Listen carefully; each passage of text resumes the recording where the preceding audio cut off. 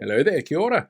According to Social Development Minister Louise Upston, benefit sanctions need to be even tougher after MSD forecast this week showed the average time spent on a benefit is 13.4 years.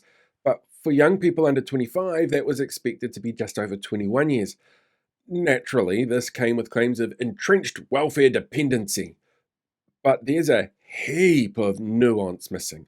Like the fact that the average working lifespan from 16 to 65 is actually 49 years, so her line about spending about half of it on the benefits just incorrect.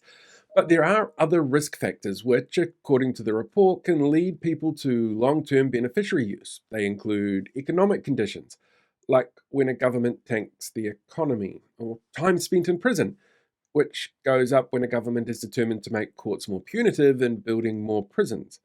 There's mental health issues, there's time spent in hospitals, which increases when funding for primary health care is slashed, driving up prices, or people have to pay for things like prescription medicines and are forced to choose between, health care or food and rent, which goes back to that mental health issues area as well.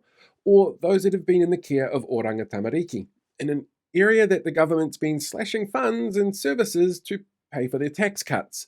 The report also did not differentiate people living with long term disabilities, who often struggle to get work or maintain it, or even seasonal workers.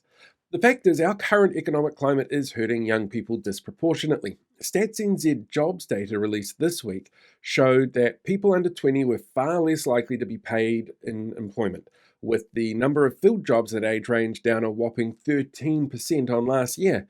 And filled job changes decreased in Auckland, Wellington, Manawatu, Southland, and Taranaki, in areas that young people tend to be overrepresented in, like retail and hospitality. We've seen job shrinkage in every region except one. Young people are more likely to be on the lower end of the earning scale, having not had the experience or qualifications yet to earn those larger incomes. So, small changes to minimum wage rates and tax changes that disproportionately benefit the wealthy also disproportionately negatively impact low wage earning young people. They're more likely to take seasonal work around study periods and more likely to be the first let go when there's problems within a business and more likely to leave the country if the opportunity presents itself. But Louise Upston does get one thing right. One way to help young people, or anyone for that matter, to get off a benefit is to see an increase in the number of jobs, so there needs to be people to fill them. What she gets wrong is that this government is doing something well in this area. Putting aside the fact that it was this government that got rid of fair pay agreements, which Treasury told them would actually help ensure young people had better, fairer work conditions and job security, on top of the economic tanking where people have less spending power due to increases in expenditure on areas like childcare, medical costs, transportation costs, food, energy, rates, rent. Businesses are struggling, with the last 12 months seeing the largest number of business liquidations since the global financial crisis. That even steps that they're crowing about, like the drop of inflation and interest rates, take about 18 months to be fully felt by the general public. And all of these impact people on lower incomes disproportionately, and we know young people are often in that category because of the fact that they're young, so they haven't been able to work their way up to better paying, more secure roles yet. Unfortunately, though, the data all shows that as much as it's very typical for right-wing governments to vilify people on benefits as drains on society, our social welfare system is meant to be there to help people when they need it. And even that's becoming more difficult for people to access.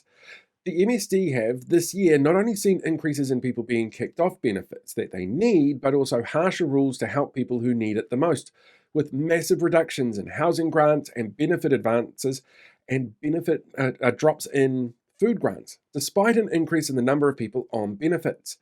And we see the ongoing issues that causes when we hear about crime going up and more homeless people on the street. If the government really wanted to help young people off the benefit, then they'd look at the drivers that lead them to being on there in the first place. Instead, they prefer to be punitive, vilify those who need the help, and limit other ways any government can ensure people have better outcomes.